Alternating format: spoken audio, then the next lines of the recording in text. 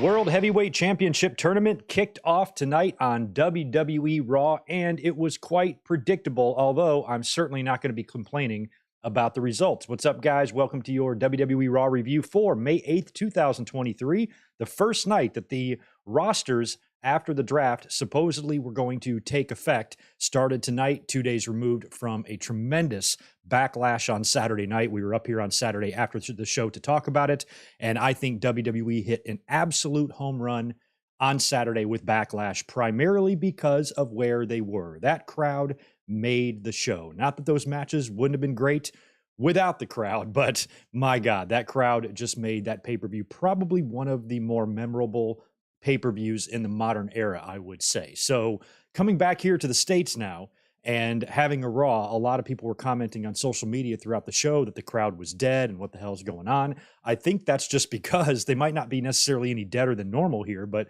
when you have a show like we had on Saturday, anything is going to seem quiet, or a lot less enthusiastic than we saw at the pay-per-view on Saturday. But tonight's Raw wasn't all bad. There was some good on this show. A couple of matches were really good, and I liked the direction they're going in. But there was a couple of things they did, I thought, tonight that I thought was pretty lazy in terms of booking segments. And I also thought a couple of things they did tonight were very, very predictable. But overall, in terms of where they're going, I feel like it's kind of in line with what we were thinking here on this podcast leading up to Backlash and our predictions and all of that. I've pretty much maintained ever since Cody and Brock was announced that that's not going to be their only match. They're not going to do a one-off here, especially with Saudi Arabia and Night of Champions on the horizon. Brock Lesnar is not going to miss that payday. Brock and Cody are both going to work Night of Champions. So they're either going to work with each other or they're going to do something in that World Heavyweight title tournament. And the way everything was setting up, it just felt likely that Brock and Cody would not be a part of that and there would be a rematch. And then we saw all of that kind of come to a head tonight. It started at Backlash with Cody's roll-up quick win on Brock. Not giving Cody a decisive or definitive win opens you up for a rematch. And I was surprised how many people were complaining about this on social media. And a lot of this complaining was coming from people who've been watching wrestling forever and somehow still don't get, how WWE can do things sometimes. And I saw a lot of that. Moy, you never saw Hogan running away after a victory. And I'm like, Cody's not Hulk Hogan. There's not a right and wrong way to do things as a babyface. But the fact that so many people took issue with Cody not winning, like they wanted him to put Brock down, beat him within an inch of his life in a bloody pulp and pin him with a boot on his chest. Is that what you wanted to do? Come on. You know that's not going to happen also. And if you do some sort of weird finish, which I'm happy that they did the finish they did instead of a schmaz, a DQ, a no contest, or something like that they have done in the past that set up bigger matches. I know Brock and Undertaker years ago at Unforgiven had that weird finish that led to the Hell in the Cell. Shawn and Undertaker did the same thing at Ground Zero at that In Your House. Schmaz main event finish led to the Hell in the Cell. So I'm glad that they didn't do anything too sketchy with Cody and Brock. We actually had a winner, but the fact that Cody caught Brock so off guard, pissing him off, I was calling even in the Backlash review that Brock was probably going to show up on Raw and do something to screw Cody out of his quest to become World Heavyweight Champion. They're setting up those triple threats, and we called it out on Saturday night. Brock's probably going to show up and either attack Cody in the parking garage and not even allowing him the chance to compete in the match later, or he'll just interrupt in the match. And that's what we saw tonight. Brock came out, pulled Cody out of the ring, absolutely annihilated him on the outside, and talked some smack to him with a black eye and stitches on his face, and basically laid out a challenge for Night of Champions that Cody would later accept backstage in an interview. So a lot of that seemed pretty obvious, and I was surprised that a lot of people, number one, thought that Cody should beat Brock and beat him decisively. When does WWE do one-offs? They're not that common. And with Cody and Brock, considering both guys are probably going to be on TV for a while. I know Brock sometimes leaves after a loss for large portions of time, but he's not going to leave with Night of Champions 3 weeks away. It's a Saudi payday. He's getting that money, so he's going to work that show.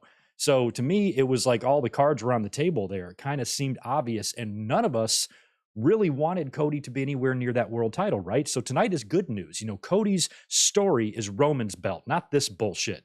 that they're going after here. And I think Seth Rollins being the first guy to hold it is going to be a great way to go. We'll talk about the results and how Seth Rollins got this opportunity at Night of Champions, and SmackDown has to have their 2 triple threat matches on Friday and their main event match to determine who's going to face Seth. And right now, there are no Bloodlines members in the 6 competitors on SmackDown, but there is some talk about maybe Paul Heyman or Roman Reigns, since Roman returns to TV for the first time since after WrestleMania, I believe, on Friday night, that maybe they're going to do something to get Solo Sikoa in there somehow.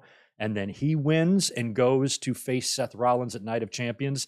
They could do that because they went out of their way. WWE went through the trouble of teasing the Seth Rollins and Paul Heyman segment last week on Raw, which makes you think there's got to be some sort of bloodline tie in there somewhere, unless Roman himself actually wants to go after that belt, and then the motherfuckers got 3 of them. Just what we need, right? So I like the direction they're going in because I think Seth Rollins is the guy to hold that belt first. And I think Cody is the guy to win Money in the Bank and cash that bitch in Madison Square Garden. Fuck SummerSlam. I'm talking the Garden. You want to have Cody and Brock, or I'm sorry, you want to have Cody and Roman at SummerSlam? Fine. It's a Cody title defense. How about that? And then maybe Roman wins it back. That'll just be our luck too, wouldn't it? It's probably what WWE would do to us. So, in terms of how they set things up, nothing was really overly surprising tonight. They didn't swerve us or go in a direction that we didn't really see coming. I felt like a Cody and Brock rematch at Night of Champions was a given based on the finish that we saw on Saturday. I thought that was pretty obvious. And I felt pretty good about Rollins going to Night of Champions to compete for and hopefully win the World Heavyweight Championship, but I wasn't completely sold on him. I mean, hell, Damian Priest had a hell of a weekend. He's in this thing, Balor as well. They could have put anybody.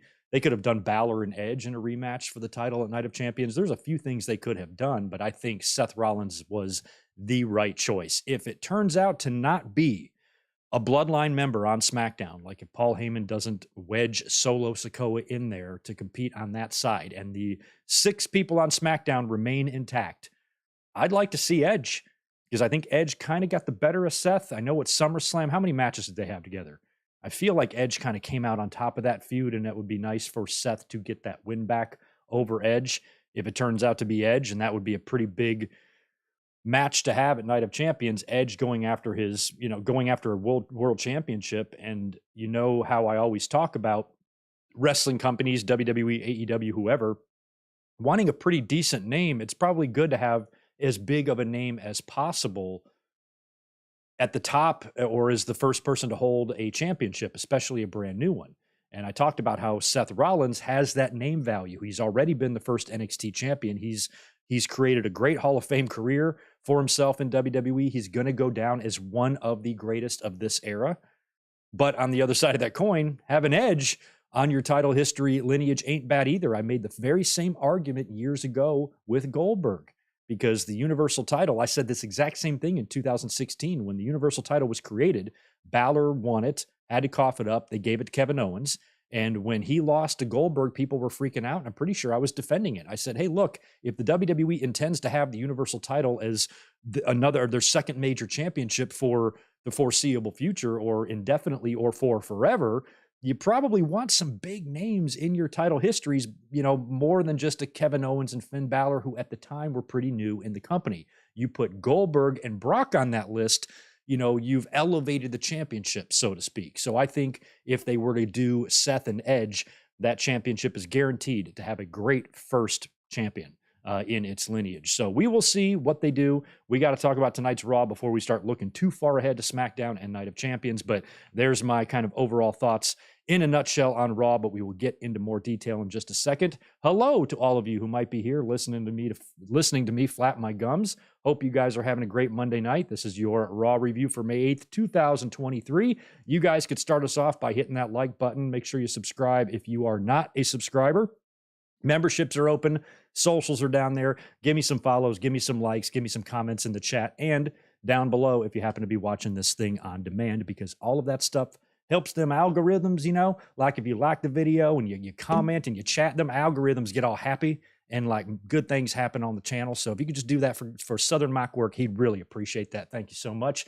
Let's go over here to the chat and say hello and answer some super chats, and then we will start rolling with our Raw review for tonight. Good to see my friend Zane G, JJ Leg, the OG, Jay Lambo, the Juliet. Who else is here in terms of channel members? That's who I want to try to hit first.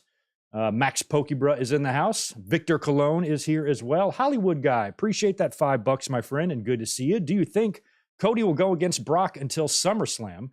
I hope not. And Brock has a face only a mother can love. Oh, man, Brock and Cody going until SummerSlam? I kind of think no. I feel like Cody and Brock, it depends. They could do a trilogy. I mean, Cody did win at Backlash. So if they're going to do a rematch here at Night of Champions, one could argue that Brock Lesnar might actually win this match. There was a stat floating around tonight that I saw. I think Sean Ross Sapp posted about Brock Lesnar in non-title match losses, and he hasn't had too many of those. John Cena and Triple H, according to the tweet, were the only people to beat Brock Lesnar in a non-title one-on-one match, but I don't think that's true because I know Undertaker holds a victory over him as well on that SummerSlam back in the day, like a year after the streak, right? So Brock's taken a couple losses, but it feels like in his overall last 10 or so matches, he probably has a losing record. I mean, Lashley was beating him, Roman's beaten him a bunch of times. It feels like Brock has actually been losing a lot.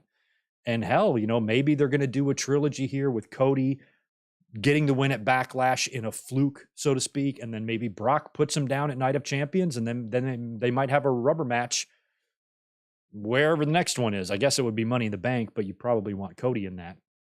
So I'm hoping it's just this is it for Brock. And if Cody is able to beat Brock, that will give him the momentum, going into Money in the Bank or whatever, to try to get his shot, whether that happens at SummerSlam or whatever.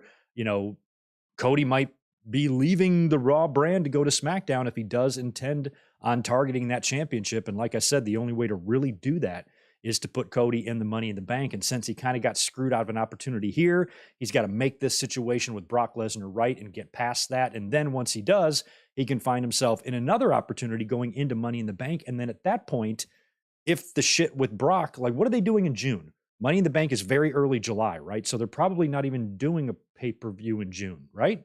They're not. I don't think. Between Night of Champions and Money in the Bank, I think there isn't one. I hope not. So if that's the case, let's say Cody beats Brock or just gets his win over Brock or whatever he needs to do to Brock at Night of Champions, puts that issue behind him. Now, Cody is left with no one to feud with. He's wide open. So if you then put him in the Money in the Bank, obviously you'll do qualifiers on Raw, time-killing shit for the month of June. Put Cody in Money in the Bank qualifier, and then once you start getting participants qualifying for the Money in the Bank, then you can do those typical tag matches. These three Money in the Bank qualifiers, fires between these versus these two or whatever. You can start doing that shit on Raw. Put Cody in tags, one-on-one matches, time-killing crap, but don't really have him feuding with anybody. Then he wins Money in the Bank, and like I said, and like I've been clamoring for, I would love it if he announced that he wants to cash in Madison Square Garden on the SmackDown following Money in the Bank. And to me, as a fan, that would be so much better than SummerSlam. Because if you want to do the big stadium victory, you had your chance to do that at WrestleMania. You opted not to. So just to turn around and do that same stadium victory again at SummerSlam seems pointless because you already had that change. You should have done it right there. You're not going to top what you would have had at WrestleMania. You're just not. But if you do it in the Garden, just how special I think that would be that's my vote. Like I said, as much as I mentioned this scenario, I don't even think it's on WWE's radar, but it's on Greg's radar, and I want it to happen, and I want it to happen badly. So that's kind of where I see Cody going, because if he finishes up with Brock, then he'll be open to not really be tied up in any sort of feud, and he can focus on Roman if he wins that Money in the Bank. So to answer your question, I don't want Cody and Brock to have the blow off at SummerSlam. I'm hoping that their issue is resolved ahead of time. Now, we also don't know much about Brock's contract. I know he re-upped with the company possibly recently. He's been working a lot lately on TV. If Cody beats him at Night of Champions, that could be the show that I see Brock leaving for a while. But then again, you've got SummerSlam coming up in Detroit. That's another big payday.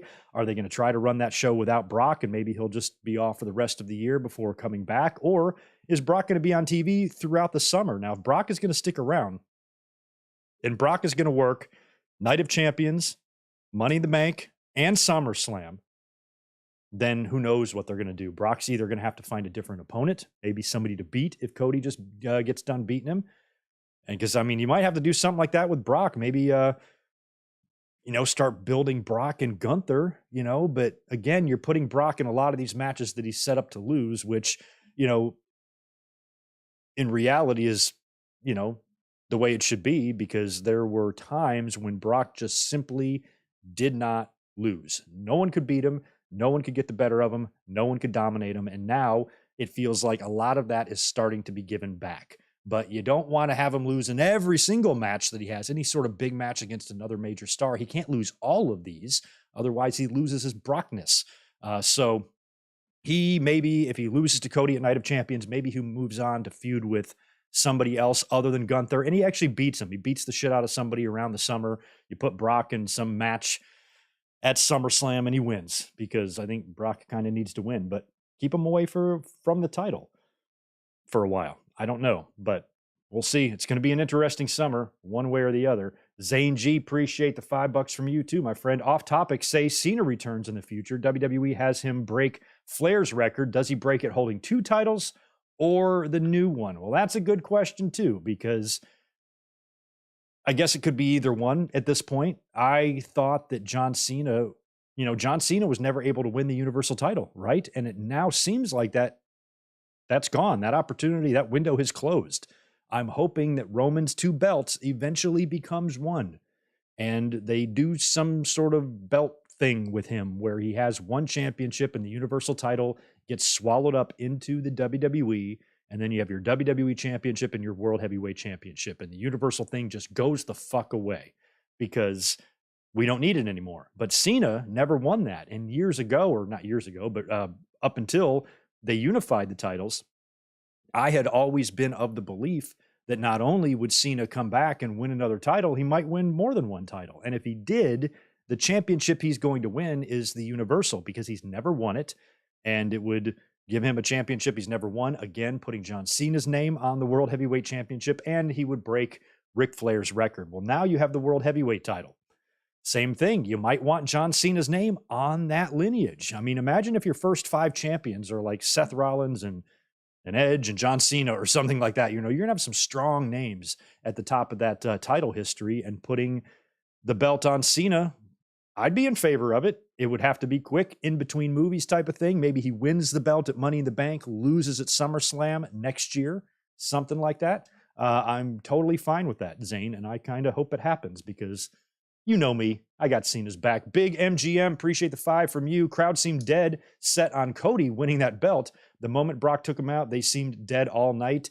Yeah, I'm surprised that the crowd, I mean, just Cody winning a championship, that was probably what was on their mind, but I'm happy Cody isn't winning that belt. It would have legitimately felt like a consolation belt, and I'm trying not to make a habit of that, of calling it that, because I don't truly believe it's a consolation belt unless they keep Roman unless you literally do have a Universal, a WWE, and a World Heavyweight. If Roman is going to walk around with those 2 titles and he's considered a double champion, then yeah, that's a consolation belt, and it would have made it worse had Cody won it, because he lost at WrestleMania, and then it feels like a consolation prize, and it shouldn't be that. Seth Rollins is way better of a name to put atop that title history, and Cody could win that championship, just not now, like 2 years from now. Cody can win the World Heavyweight title after he's already been WWE champion and he's finished his story and got all that out of his system, and then he moves on to other things, to feud with other people and go to other shows and do other shit.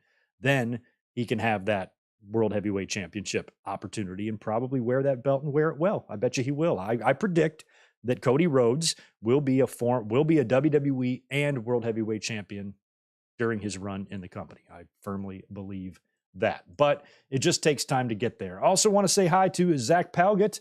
We got Clyde Wendell Slater in the house. Good to see you, buddy. And Destiny is here. I have Victor Colon. Did I get you? Martin, 7th SZN. Anybody else? Stephen Harris, good to see you as well. Anybody else chiming in? Ooh, Ken Webb, I missed another channel member. My bad, channel members. All right, well, you guys are all here, it looks like, and thank you for listening to that. Again, thumbs up button, like, help me out. And let's get into tonight's WWE Raw, which was from Jacksonville, Florida. And guess who opened the show? Cody Rhodes opening a wrestling show in Jacksonville. Nice.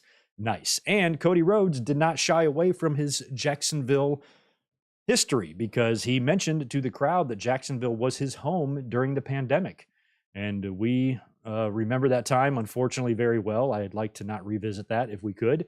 But I remember during that pandemic how much better I felt AEW was doing with it than WWE. WWE really struggled at first before the Thunderdome came into play, and they spent some money to kind of, help this crowdless production look decent. But AEW kind of had it right. They were the first one to put the ramp in front of the ring, and they had a few people at ringside just making some noise to help. And WWE took them a while to kind of get there. And I always thought that the Daily's Place pandemic dynamites weren't bad. I mean, they were pandemic shows, so they're going to suck in general, but they weren't bad. And I thought AEW was doing better than WWE in the pandemic at first until WWE finally upped their game. But man, those are crazy times. And here we are 3 years later. Cody is in WWE. It's still kind of surreal, even though it's been over a year now since he's been back. It's just crazy. So Cody goes on to talk about his match at Backlash with Brock Lesnar, and they telegraphed so much shit on this show, and I think that's what I found a little bit annoying about the show, was that it was a little bit too predictable, because as Cody is talking, one of the first things he said is that I beat Brock Lesnar and Brock Lesnar is in the rearview mirror. No, he isn't. When has Brock Lesnar ever been in anyone's rearview mirror? And the fact that Cody, a veteran, someone the stature of Cody's character, believes that this fluke roll-up quick pin and then him sprinting to the back was enough to send Brock Lesnar packing is foolish. It's foolish to think that. I'm like, that's going to come back and bite him. I even tweeted, I was like, that line of Brock being in the rearview mirror is going to bite him in the ass. And he then went on to announce the start of the tournament, because after he talked about Brock, he looked over to the ramp or the stage area where they have the World Heavyweight Championship belt set up on the podium. And he goes, now it's about, I got to finish my story. And he points to the belt. And I'm like, no, you don't want that. That's not the one you want. You want that big, ugly W belt that Roman has. Stay away from this one. And he walks out there and he looks at the belt and talks about winning it or whatever. And then he announces that the tournament is going to start, but not his match, the other match. So it's weird that one competitor of the triple threat is going to announce the start of the next one. But I think that was just a way to give us the little showdown between Cody and Seth, because Rollins comes out, Cody and Seth do a little nod to each other. Seth kind of shoos him away and laughs and goes on about his way, maybe perhaps teasing that could be our main event tonight. But I really wasn't feeling that we were going to get Cody and Seth in the main event of Raw tonight. What I originally wanted was Cody and Seth in the finals for this championship, with Seth beating him, getting his win back from last year. But we're going to get another Cody and Seth match at some point. We might even get that at Money in the Bank. Think about that.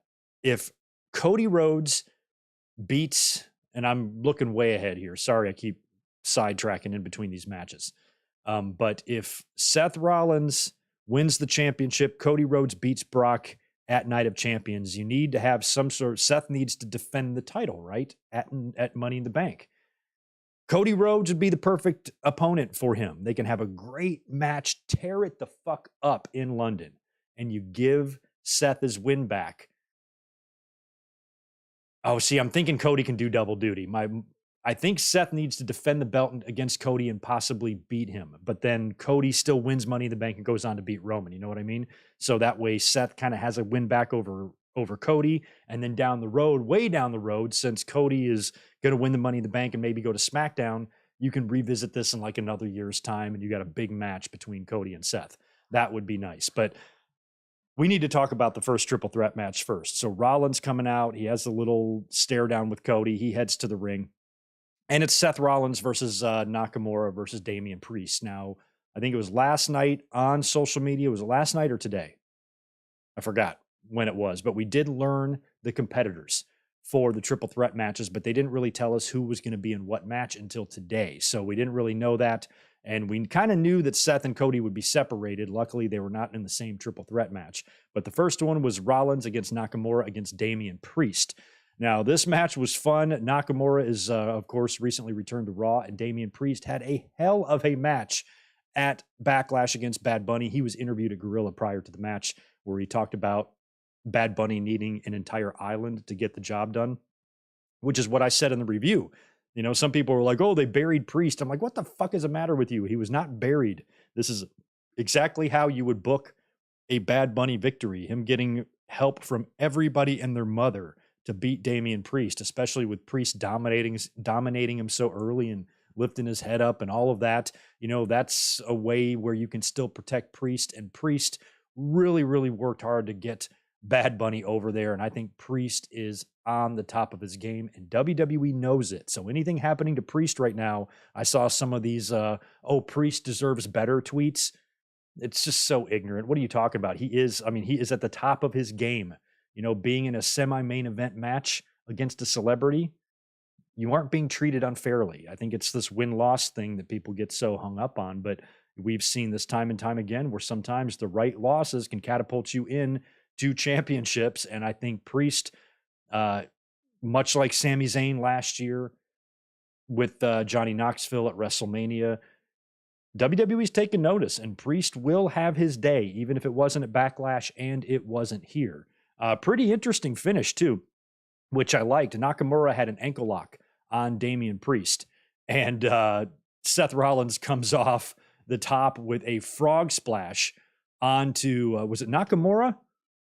Oh, no, yeah, it was onto Nakamura. Hits Nakamura with a frog splash while he's applying the ankle lock, and then lifted him up into the pedigree immediately following that for the win. So it was a really good finish, and, Priest didn't take the pin or anything like that. It was really good, but it was kind of, at the same time, somewhat predictable. I was only kind of eyeballing the match. I was in and out of the room. I just was more interested in the outcome and the finish and the result. And that result was Seth Rollins winning, which he should have. And then he advances to the main event later on to face the winner of our next triple threat match coming up in just a little bit. We had an in-between match after that. It was Otis taking on Mustafa Ali, who's Mr. Happy Pants now, or whatever this gimmick is. I paid very little attention to this match. Ali got the win there. Renee Dupree's sister was out there and all that stuff. Whatever was going on with the male models, some of that shit was happening on the outside, but Ali got the win. He was very happy. Good for Ali. Still don't know what this latest gimmick of his is even about, but as usual, Ali is putting his all into it. It just feels like something that's ultimately probably not going to last for him, but we will see. And then up next was the second triple threat match. This was Cody Rhodes taking on The Miz and Finn Balor, and the winner of this would advance to face Seth Rollins in the main event. Now, again, this was all about the result. As soon as Cody came out, I was like, okay, is Brock going to attack him in the aisleway, or is he going to wait till the match starts? Either way, I was expecting to see Brock. Even so much so, I went in the other room. I'm doing shit, and I keep peeking back in the room and waiting to see Brock showing up. And then sure enough, I see him turn up. He is in a hoodie or something. He hops the barricade, I think, pulls Cody Rhodes out, and absolutely annihilates him. This allows Finn Balor to get the win and pin The Miz, which is great because when they announced the triple threat matches earlier in the day, I'm like, oh, Balor and Seth has got to be what it is. I even tweeted today, a couple hours before Raw, I said, Brock screws Cody, Seth and Balor in the finals. And that's exactly what we saw. So Brock pulls out Cody, F5s him through a table. Brock has got the stitches in his face from where he got opened up by the exposed buckle at Backlash, but he also has a Britt Baker black eye. All we need is a Brock t-shirt in his hallway or in his hotel room so we can have another one of those floating around. But he seems very pissed because not only did he get his face all busted up, he feels that he lost in a fluke to Cody Rhodes. So he attacks Cody, F5s him through the table, and just holds his broken body in his hands and proposes a match at Night of Champions. Cody is looking right up at the lights. He almost looks like he's having a seizure. He's not all there. It was really well sold by Cody. And I like the way they did this. Again, it was something that I was expecting. I was expecting Brock to attack Cody tonight. I just didn't know if it was going to be in the parking garage, on the way to the ring, or during the match. It was going to be one of those three things, and it turned out to be in the match. And now, we're set up to have that rematch at Night of Champions like we kind of thought. And like I said on my review on Saturday night, to the folks that were wondering, that was a weird finish and that's not how baby faces behave. I'm like, well, motherfuckers, that's how this one behaves. So just get over it and move on with your day. This was a great pay-per-view. Backlash was so amazing from top to bottom. To nitpick like that and worry about what the typical things baby faces are going to do. I'm like, if you want to be that analytical and look so deeply about the proper way for baby faces to win matches and behave after the fact, how can you look that deeply but then omit and not see something that's staring you right in the face, and that a program like Cody and Brock isn't something that you just do a one-off on? These guys are going to wrestle again. So when you see a finish like that at Backlash, why is your first instinct to think that WWE booked it wrong? They actually booked it right if they intended to have another match between these two. If Cody Rhodes would have beat him down, beat Brock into a bloody pulp, and pinned him with a boot in his chest, why even do the rematch at Night of Champions? You need a reason. And the quick little fluke roll-up victory, shifting his weight in the armbar, pinning Brock, was a perfect way to get to that point. Or a way, maybe not the perfect way, but it's a way to get to that point, because you need to do a rematch at Night of Champions. So you sometimes have to, book backwards or look ahead and think to yourself before you start judging a match and how it should go. Think about what the plan after is, which nobody does. Nobody that I see on social media, even the podcasters and the people with large Twitter followings, nobody ever thinks to look to the next pay-per-view. It's all about, they all just live in the moment. That's it. So they see what Cody did. Oh, that's not right. I'm like, well, think about it. Think about backstage prior to Backlash. They have already decided that Cody Rhodes and Brock are going to face at the next pay-per-view. They already know that. Maybe the fans don't, but they do. So if they know Brock and Cody are going to face again, you have to book the finish in a way that gives you a reason to have the rematch. I suppose you don't necessarily need that. Cody could have just beat Brock clean, and then Brock could have wanted a rematch anyway. That's what happened with Seth Rollins last year. So, you could still technically do it, but with someone like Brock, it's going to probably take more than that. And for Cody to catch a quick win, and then the fans, act mad because he didn't pose after and shit. Like, what the fuck? So there's no one specific right way for a babyface to behave. All of these wrestlers are different. They're different people, different gimmicks, different personalities, and they're going to behave different ways. And you don't want your shit to be too formulaic. We already see enough of that in wrestling. So I'm surprised that fans were complaining that the finish wasn't formulaic enough. That's where we're at in this world.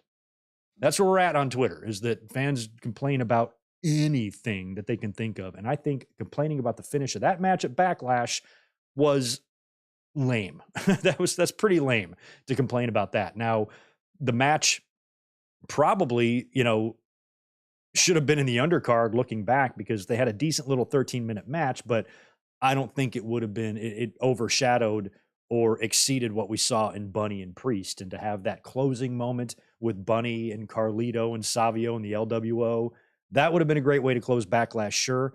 But one problem I did not have with Cody and Brock was how they did the finish, because you got to run it back between them. So this is just the first one. You can get the big dramatic finish in your blow off or your next match, and possibly at Night of Champions we might see some sort of a stipulation. Maybe they do a fight pit or a cage or a cell or something, or perhaps maybe even last man standing. Because if you saw how Cody got annihilated tonight, they could throw that stipulation out there, and that's probably, again, it's predictable and it's lazy and it's cheap a little bit, but it is a good way to protect people. And if you do a last man standing match, like we saw at SummerSlam, where I think they buried Brock Lesnar under a bunch of shit, doing a last man standing match or some sort of stipulation that allows you to beat someone without pinning them. Last night's watch along is a good example of that. We watched Judgment Day 2003, and Brock Lesnar and Big Show had a stretcher match. And Brock Lesnar won by driving Big Show's carcass across the yellow line on a forklift. And he wins the match. Big Show didn't get pinned or anything like that. So maybe it's a stretcher match, although I think Cody would have been taken out on a stretcher tonight to set that up. So maybe it's not going to be a stretcher match, but it could be a stip. It could be a Texas bull rope match. Could be something like that as well. That Cody could do, pull a rabbit out of his dad's hat or something. But there's probably going to have to be a stip attached to their match at Night of Champions, I would think, because if they don't do one, then I don't know what the hell they're going to do. That might just be our clean Cody win over Brock. Brock gets that Saudi payday and then he's off TV at least until SummerSlam, or maybe until Royal Rumble, or maybe not at all. Maybe Brock's just here to stay now. We will have to see. But Balor got the win in that. He moves forward to face Seth Rollins in the main event, which looked really good on paper, considering those two guys were the finalists of the first Universal Championship match that took place at SummerSlam that year. After that, we got Rhea Ripley taking on Dana Brooke. So Rhea Ripley, a couple nights after she smashed little Zelina Vega into oblivion at Backlash, she now has to face the formidable Dana Brooke, who in terms of, physical stature is about as big as Rhea Ripley. They probably have similar numbers in the gym, I would think, but this is still a horrific mismatch. I did not really watch this match at all. I kind of laughed when Dana Brooke came out. She even tried to high five a little kid and he didn't do anything. And so she just fist bumped him. So still not many people care about Dana Brooke, even though she seems like a wonderful person. This match was an absolute squash. Rhea Ripley tapped her out. And after the submission, she reapplied the hold and continued the attack until Natalya's music hit. And Natalya walked out there. And when I say walk, she walked because she had these gigantic heels on. She was dressed to the nines, not looking to fight, but she came out there to make the save and in no real hurry to make that save, and got in the ring and kind of backed down Rhea Ripley, but she got no response whatsoever from the audience. I don't think anybody feels like Natalya would be any sort of real credible challenger to that championship, but they might be setting up something here for Night of Champions. Rhea Ripley may have to face Natalya at Night of Champions just to give Rhea Ripley a match and a title defense that she wins. But then again, that's still a few weeks away. They might just want to do Rhea Natty on TV, but I feel like WWE might want to give Natalya the Saudi Arabia match. Wasn't she involved in one of the first women's match, and she made a big deal about that. So she seems to like going over there and performing. So they might just give her a championship match, which she will lose, and that's fine with me. Don't really care what Rhea Ripley does at Night of Champions because I have no desire to see Rhea Ripley lose her championship at Night of Champions. They did not do any belt rectifying shit yet, so you still have Rhea Ripley, at least tonight. I believe she was announced as the SmackDown Women's Champion, right? So she's still the SmackDown Women's Champion, and Bianca is still the Raw Women's Champion, and they're on different shows. I suppose we're going to have to get that belt swapping crap at some point, which really sucks, but I'm sure it's going to happen. After that, we had a Zoe Stark interview. So Zoe Stark is now on the main roster. Tito, you are on my wire there, buddy. Can I have that back? There we go. Sorry, my cat was taking a nap on the mic wire, and I just wanted to make sure he didn't do anything crazy. So Zoe Stark is doing an interview backstage, her first appearance since being drafted to Raw. And they did this twice tonight, and I don't like it. They do this shit all the time. And it's a overdone trope, and it's so annoying. And you guys know what I'm talking about. Somebody's backstage doing an interview, and then they look over to the side, and they're like, and then they glance over, or they see somebody, and somebody just happens to be walking by, or so just happens to be doing something right there in this gigantic building. This is where they happen to be walking by, right in the middle of all these lights and TV cameras and interview area and all of that. So Zoe's talking, she's kind of got this like bully gimmick, which I like. Because she's a badass and she should have an attitude. And she glances over to see Nikki Cross just standing there being weird. So she went over and fucked with Nikki a little bit, and that set up a match later on. And they would do this again later with Dominic and Xavier, which was kind of annoying. So Zoe and Nikki would be having a match later on. Then we get a tag team match with the newly drafted Raw competitors from SmackDown, Imperium. It was no Gunther here. And by the way, tonight was Samantha Irving's first night on the Raw roster, but she didn't do the full Imperium entrance tonight because there was no Gunther, but she just did the Kaiser and Vinci And they were taking on Sami Zayn and Kevin Owens. I believe this was a non-title match. Vinci eats a haluva kick in the corner for the win. Good outing for Sami and Owens. They had a little run in backstage with Imperium. I didn't really catch what was said there. And that was what it was. Again, with these championship belts, Sami Zayn and Kevin Owens are still your Raw and SmackDown Tag Team Champions, so they still have to figure that shit out as well. And we don't know what either one of these guys are going to be doing at Night of Champions, because up until now, neither one of them have ever gone to Saudi Arabia. So they're either going to drop the belts, or they're just not going to have a championship match on Saudi Arabia or at Night of Champions. I'm curious how they're going to figure all that out. But the champs got a win here, and that was that. Chelsea and Sonya Deville, Chelsea Green and Sonya, were milling around backstage dressed like a couple of devils. I really like their red outfits. That internet champion woo-woo guy, lucky man. And Chelsea and Sonya are trying to get folks to sign a petition for their Women's Tag Team Championship rematch, which is so fucking stupid. How hard can it be to get a Women's Tag Team Championship match in WWE? Don't you just have to be two women who breathe and have a pulse just to go up to Adam Pearce and be like, yo, we want a shot at the title? Yeah, sure, go out there, do it, whatever. You don't need a petition. You don't need to go through so much work, I wouldn't think, to get a tag title rematch, because the tag title division for the women is shit. So I think we saw a Xia Li sighting, which she's just being wasted. I am a big Xia Li fan. I always thought when they started getting her moving a little bit in NXT and the main roster, I saw potential there for her to be like the next Asuka, just this ass-kicking woman that you want nothing to do with. You know, she's big, she's strong, she looks good, everything. I love the entire Xia Li package, but she has been sitting around doing dick for months and months and months and months. And we got a little glimpse of her backstage, and then they approach almost the entire faction of the way, sans Austin Theory. They show up, or they keep walking past Xia Li and shit, and they approach Johnny Gargano, Candice LeRae, Indy Hartwell, and Dexter Lumis, who are all back together. It warmed my heart to see them together, and they, of course, want all of the members of the family there to sign the petition. And they were like, nah, we're not going to do that. And then Chelsea looks at Dexter and she goes, you should smile more. And Indy, without even skipping a beat, she goes, he is smiling. But of course, Dexter is just standing there with his Dexter face. I loved all of that. So you've got that whole faction there back together. It was great to see them together on Raw. But Gargano then started mentioning somebody coming back. And he goes, so you guys know he's coming back, right? I think it's going to be a good thing. And Candice is like, oh, I don't know. And then they kind of fade to black. So they're talking about Tommaso Ciampa, right? I mean, who could they be talking about? I don't think they're talking about Austin Theory, because he's on SmackDown doing his own thing. Who are we missing from the way faction or angle or storylines they did in NXT that they could be referring to? Or does it have nothing to do with them at all? And the he they are talking about is Bray Wyatt or something like that. So I don't know what Gargano was talking about, but mentioning he could be an indicator that it's Tommaso Ciampa, and I would much rather see Tommaso Ciampa come back and have an association with these wrestlers than the fucking Miz and that ridiculous green outfit that they're wearing together.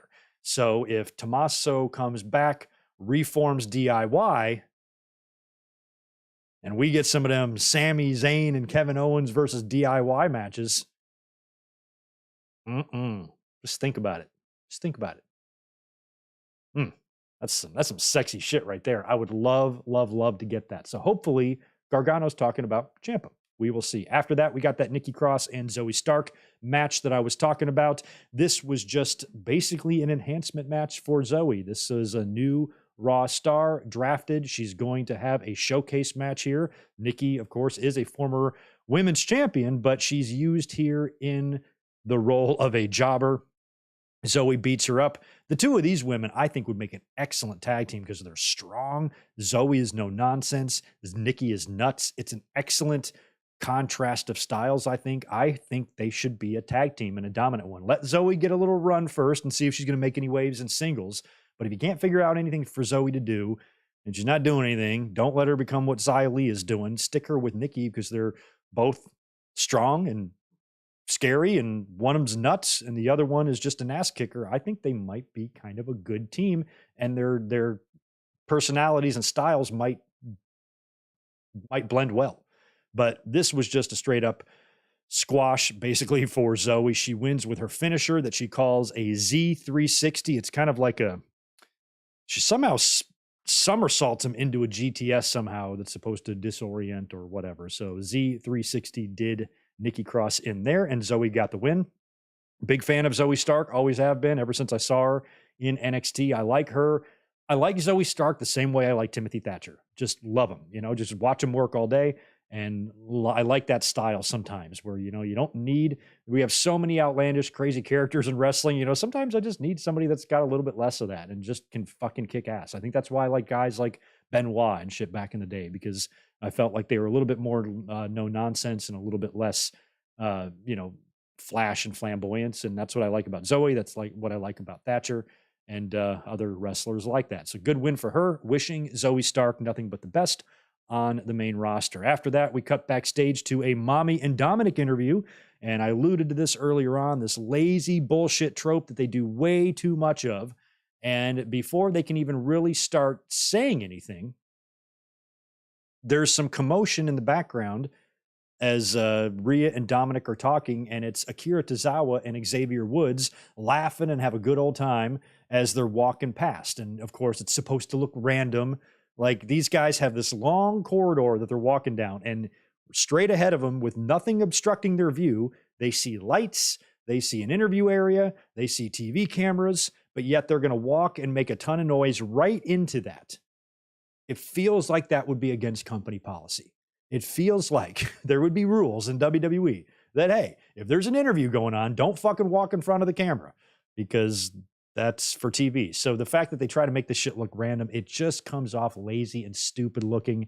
And when they just did this earlier with Zoe and Nikki, it's fine to do this every now and then, every couple of weeks, use this as a way to make a match. But I would have been perfectly fine with them just announcing earlier in the day, hey, we're going to put Dominic and Xavier Woods in a match together. And then fans would say, well, that's a random match. Why are these guys fighting?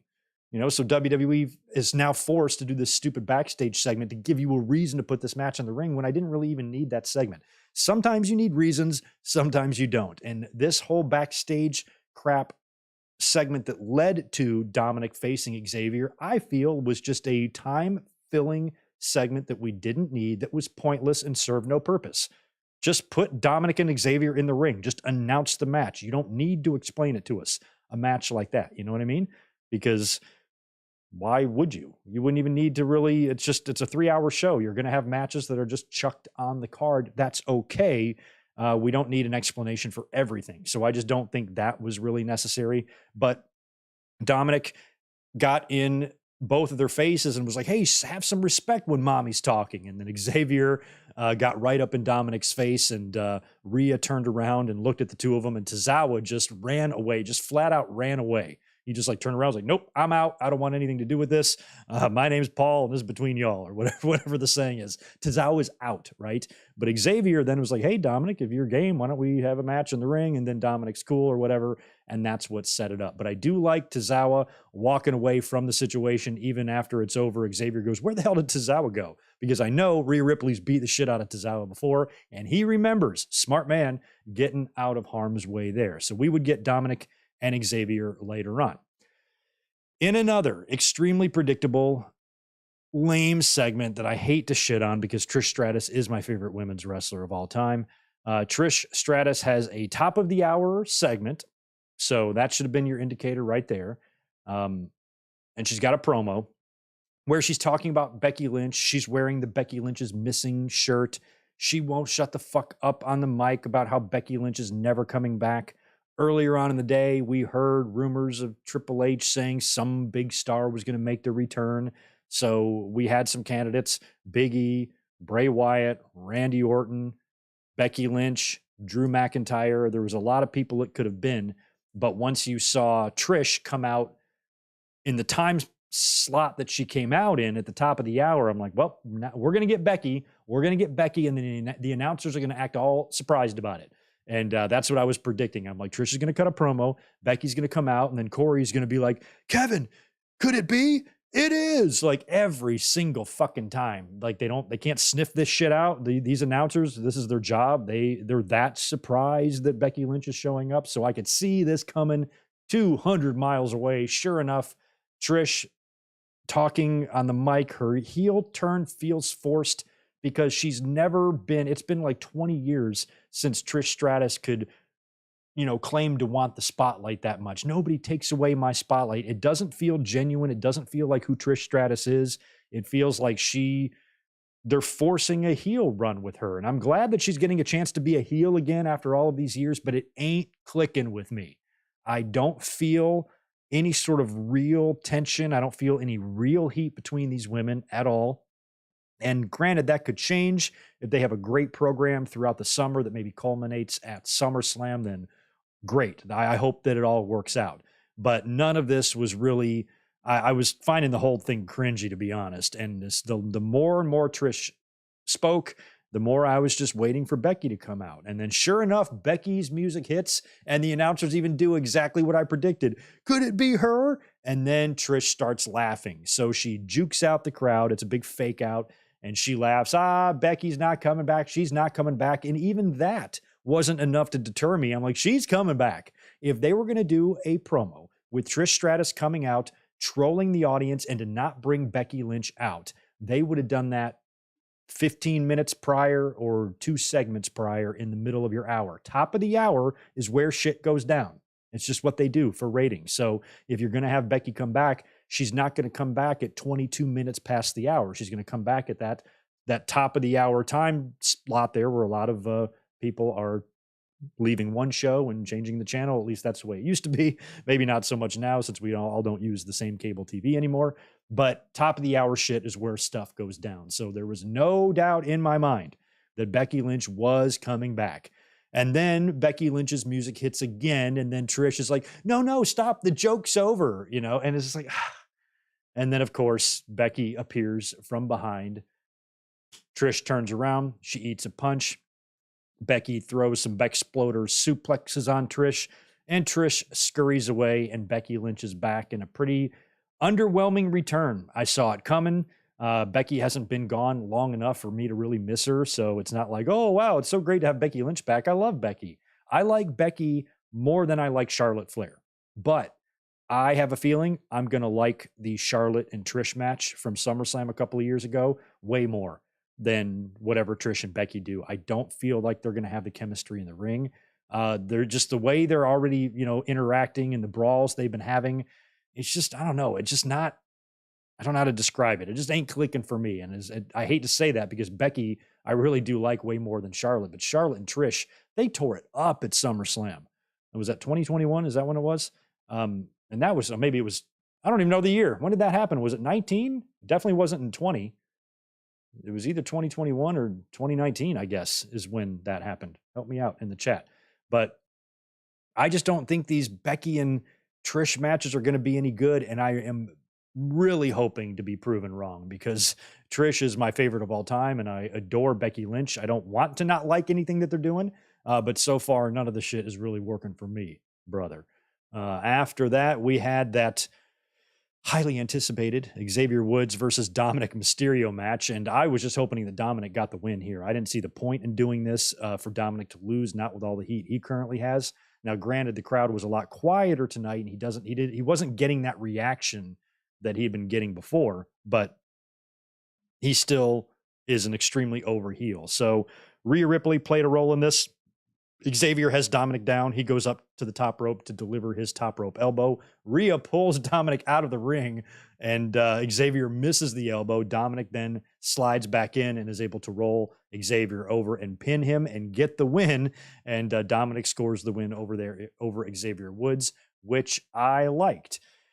And then we went backstage to an interview with Cody Rhodes. They cut back to him once earlier in the show in the trainer's room as they were attending to him and whatnot. And then he leaves the trainer's room. He's up on his feet now. So no ambulance, no stretcher, no Cody's been taken to a medical facility bullshit. He's actually fine. And he gets up and talks to Kathy for a couple of minutes and basically just accepts Brock Lesnar's challenge. So the match is on. Brock Lesnar versus Cody Rhodes, Night of Champions. All Cody did, though, was accept. So we don't know if there's any stip attached to this. They have a couple of weeks to add one. They can probably do that next week. And hopefully they will, because I don't think you can do just another straight up match, not with the blood that we saw, which incidentally we did here today was planned. And I alluded to that on Saturday too, that I wouldn't be surprised if the blood was planned, but maybe not for Brock to bleed as badly as he did. And maybe they went home a couple of minutes early due to the amount of the blood, but they didn't stop the match or clean him up like they tend to do in accidental blood situations. So you had a feeling that it was meant to be there, but I still questioned if it was meant to be done to that degree, because Brock completely split his face open on that. So Brock and Cody are now set for Night of Champions. We will see what kind of stipulation they are going to throw at us for that, because they kind of need one, if you ask me. All right, that just leaves us with the main event, but let me cruise over here to the chat and see if you guys have any more things to say before we talk about that. Keep hitting that thumbs up button for me and subscribe, all that good stuff. Just want to make sure I didn't miss any supers, which I did not. Yeah, thank you for that, Clyde Wendell Slater. And I did see your video. Thank you for sending me that the other day. I'm really bad. I'm way behind on DMs and shit right now, but I did get your message. Max, yeah, Triple H has been doing a bad job booking the women. And like I said, right from the moment Triple H took over, I'm like, don't get me wrong, things are going to be better. There's going to be a lot of things easier to deal with Triple H being in charge of creative. But at the end of the day, there's still going to be your typical WWE shit. And a lot of stuff we saw tonight is just, just the lazy booking, these dumb backstage segments. Oh, so-and-so happens to be walking by. Hey, asshole, let's have a match. Okay. Things like that. I'm like, it's so formulaic. Part of that is WWE's fault, but part of that is just the fault of the age of the industry now. I mean, it's been going on for so many years, and the business has been moving at light speed ever since the Attitude Era. Pay-per-views every month, new feuds start before the current ones are even over. It's just so fucking fast, and things happen so fast that the well dries up, the lake dries up. Eventually, the lake of ideas dries up, and you don't have much left to do other than rehashing and recycling. So I think that they're just doing the best they can with the way the business is, but I feel like sometimes they could try a little bit harder, just a little. Come on now, just a little bit harder, please.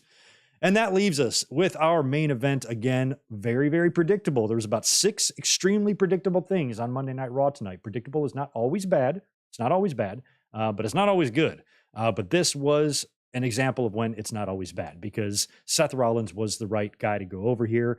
Finn Balor and Seth Rollins, I love the callback to these two guys since they were in the finals of the Universal Championship match tournament thing that they did back in 2016. And those finals took place at SummerSlam.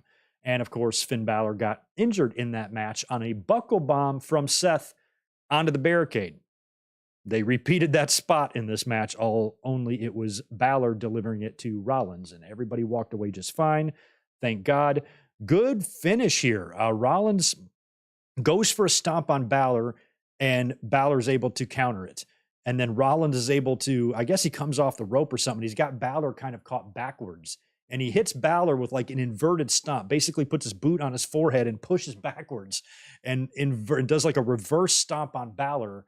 And then Balor rolls, after taking that, kind of rolls into regular stomp position, allowing Seth to hit him with the stomp and pin him and get the win. And now he advances to move on to Night of Champions to face whoever SmackDown sends on Friday night. So now we have a couple of weeks to build this, but again, it's right off the bat annoying. Not only is this championship that's supposed to be exclusive to Raw having SmackDown guys compete for it, what's going to happen on Friday when that person wins?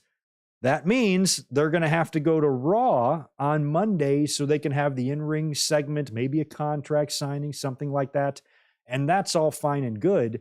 But what I don't want to see happen is them carry this shit over to SmackDown. So since you've put yourself in a position of having a SmackDown finalist, that person, unfortunately, is just going to have to make a Raw appearance, right? It's a Raw championship. He's probably going to have to be on Raw next Monday, 1 week from tonight, for the big Rollins and whoever it is showdown. Maybe the week after that, they do a contract signing, but I do not want, and they're probably going to do it. They are probably going to do this. If they do a World Heavyweight Championship contract signing on SmackDown, I am selling all of my belongings and I'm moving into the woods and I'm not coming out. I'm going to stay there. You guys can visit me if you can find me. I'm going to have a little hut, little fire pit. I'm just going to go out there and hunt rabbits and shit with my hand, cook them, just lay in my little hut, and I'm going to live out my existence there because I can't deal with this anymore. So I'm hoping that since you're going to already fuck up your draft hours after completing it, at the very least, keep your World Heavyweight Championship segments between the two finalists in the build to Night of Champions on Raw. Nothing on SmackDown. Don't send Seth to SmackDown to do anything over there. Just whoever wins on SmackDown, bring that person to Raw. That way you're only fucking up one thing and not two things. But we know WWE's not going to do that. And that's what's frustrating. Seth Rollins is probably going to be on Friday Night SmackDown on the next two, or on every Friday Night SmackDown leading up to Night of Champions. He'll probably be on the show. That's just what they fucking do. But I feel like it shouldn't be that way. Whoever makes it on the SmackDown side, just come to Raw, keep it there. Now, who is Seth Rollins going to face? I don't have the list in front of me. Shit. It is, who is the SmackDown 6? I know a couple of them. Edge, AJ Styles, and I literally don't know who it is other than that. Help me out with the SmackDown competitors. It's Edge, AJ Styles. I literally don't know of anybody else. I don't have the list in front of me. I got to look it up. Let's see if you guys can get it to me before I pull it up. I think AJ Styles would be an excellent option because you put Rollins and AJ for the championship. That would be all right.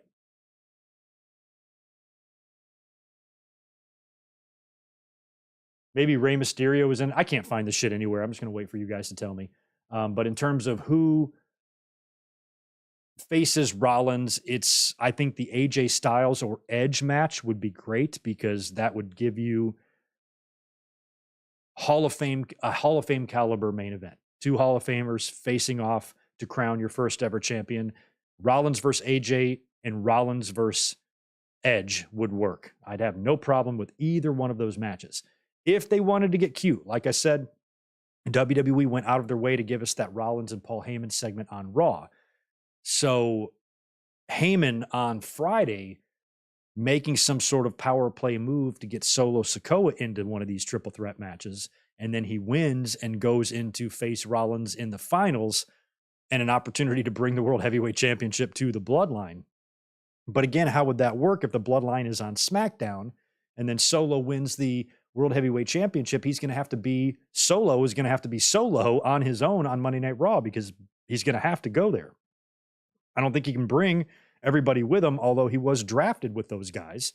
So what does that mean? Roman and Heyman come with him? So I think the Solo Sikoa idea is probably not going to happen at this point because I think if it was, they just put him in the match or something, you know? Well, you can't do that because he lost. Well, Damian Priest lost and they put him in. So recent losses should not affect that at all. I mean, hell, The Miz. The Miz got beat by Snoop fucking Dogg at WrestleMania, and he was in this thing tonight on Raw. So I don't even think it matters in terms of if somebody took a loss recently or not. But if Heyman tries to get Solo in there, I kind of don't see that possibility anymore just because of the way everything is set up, you know? But if they did that, it would be, that would probably be why they teased it with Rollins and Heyman. Austin Theory, thank you. Austin Theory is in that as well. Sheamus, thank you. Sheamus, Rey Mysterio, Bobby Lashley, Austin Theory, Edge, and AJ, okay? So I don't think they've announced which triple threats are going to happen. But man, they have a stronger field over there, I feel like, because I think any of them could win. The only one I would kind of want to rule out is Austin Theory because he sucks. But anybody else would be great. Rey Mysterio, same thing. Sheamus being the first guy to win the World Heavyweight title wouldn't be that bad of an idea. but it's going to be Seth Rollins. Rollins is the one finalist, so you have to think about who the best person is to face him. It could be Rey Mysterio, but, Rollins is a babyface now. Him and Mysterio already had the eyeball match a couple years ago or whatever that was. I don't think you need to revisit that. Plus, since Rollins is technically a babyface now, he probably should be in there with a heel to maximize the response when he wins. But that would mean the only one for him to face would be Austin Theory, because or I guess Bobby Lashley. I guess Sheamus too. Sheamus a heel? I don't even know if Sheamus is a heel or a face. But yeah, the more and more I look at it, I kind of hope it's AJ Styles. I hope it's AJ Styles, and hell, AJ could even win it for all I care. So I don't know what they're going to do on SmackDown. We're going to find out in pretty short order, though, to see what they do. I'm trying to think what the best final would be. Let's say Edge wins on Friday, and Edge goes to Night of Champions. Who should Edge face in the finals on Friday? Should it be AJ and Edge? Because they've had some wars, right? Maybe it's Edge and Bobby, or maybe it's Bobby and AJ, Sheamus and AJ, Ray and AJ. I don't know, man.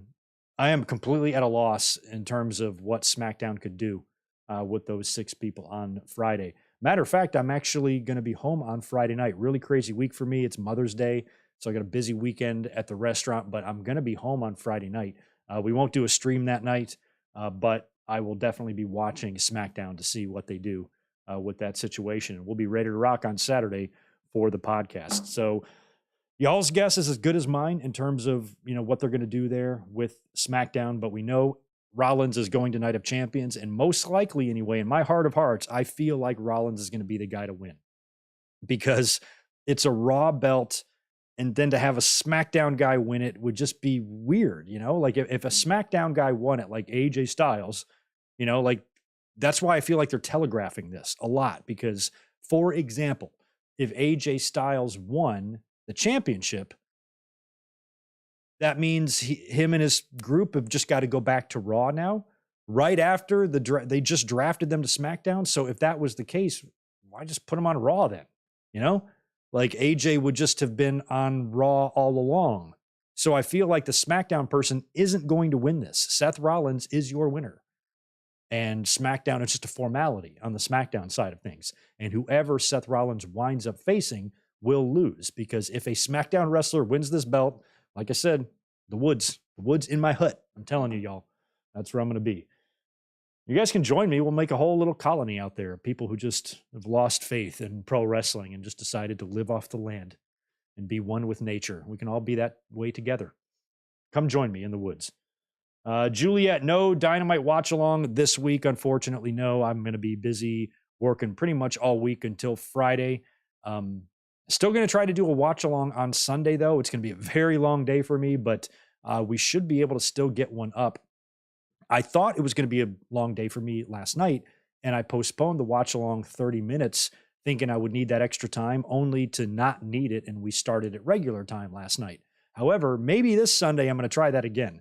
Giving myself an extra 30 minutes. I'm going to have an early morning. Restaurant business is nuts.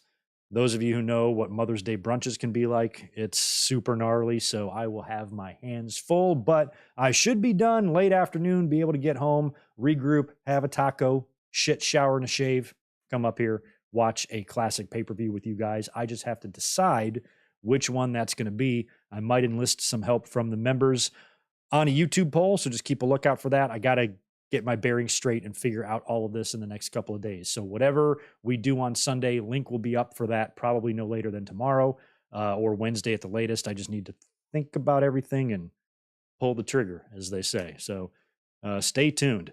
That is going to do it for tonight. I got to get out of here. Going to cook a little dinner, relax. It's been a long week and I need to relax. But I hate to keep harping on this. Those likes, those things, finger, mouse, finger, phone, whatever you use to push it, Greg needs them. Greg needs them bad.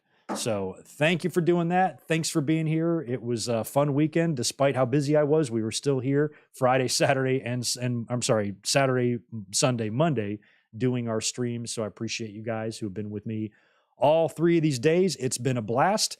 You might get a mic drop. You might get some sort of videos on the channel between now and the podcast. I'm just not sure yet. So stay tuned. And like I said, keep a lookout for this weekend's watch along link as well. You guys have a great rest of your Monday and have a great week.